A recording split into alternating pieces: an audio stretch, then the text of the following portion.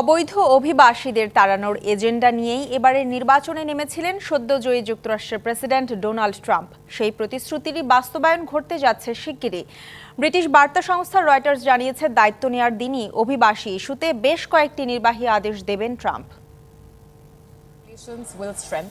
আসছে জানুয়ারিতে যুক্তরাষ্ট্রের ৪৭তম প্রেসিডেন্ট হিসেবে দায়িত্ব নিতে যাচ্ছেন নির্বাচনে সদ্যজয়ী ডোনাল্ড ট্রাম্প। হোয়াইট হাউসে পা দিয়েই ট্রাম্প অগ্রাধিকার ভিত্তিতে কোন কোন পদক্ষেপ নেবেন সে বিষয়ে চলছে জল্পনা কল্পনা। বলা হচ্ছে, নির্বাচনী প্রতিশ্রুতি বাস্তবায়নে অবৈধ অভিবাসী ইস্যুকে সর্বোচ্চ গুরুত্ব দিচ্ছেন নতুন প্রেসিডেন্ট।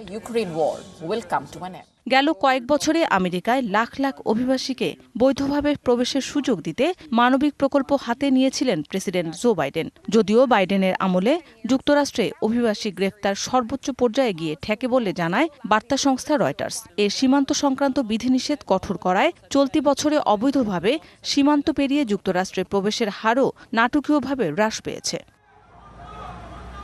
নগদের সর্বোচ্চ বার ১৬৭ টাকা রিচার্জে পাবেন ১ লাখ টাকা পুরস্কার। আরও আছে প্রতি সপ্তাহে পুরস্কার ও ক্যাশব্যাক। তবে এতেও সন্তুষ্ট নন ট্রাম্প। দায়িত্ব নিয়েই নির্বাহী আদেশের মাধ্যমে বাইডেনের নেয়া প্রকল্প বাতিলের ইঙ্গিত দিয়েছেন তিনি। ট্রাম্পের নির্বাহী আদেশের ফলে অতীতে কোনো অপরাধের সঙ্গে জড়িত না এমন ব্যক্তিকে গ্রেপ্তারের ক্ষমতা বাড়বে মার্কিন কেন্দ্রীয় অভিবাসন কর্মকর্তাদের। এছাড়া মেক্সিকো সীমান্তে মার্কিন সেনার সংখ্যা বাড়ানোর পাশাপাশি প্রাচীর নির্মাণের কাজ আবারও শুরু হবে বলে জানিয়েছেন ট্রাম্প ঘনিষ্ঠরা। মার্কিন স্বরাষ্ট্র দপ্তরের তথ্য অনুযায়ী ২০২২ সালেই দেশটিতে অবৈধভাবে ১,১০,০০,০০০ অভিবাসী বসবাস করছিলেন। চলতি বছর এ সংখ্যা আরও বেড়েছে।